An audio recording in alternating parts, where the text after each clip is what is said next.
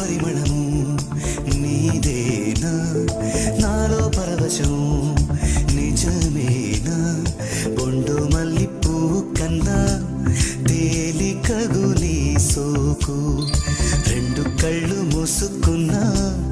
లాగు మరి నీ వైపు సొగసును చూసి పాడగా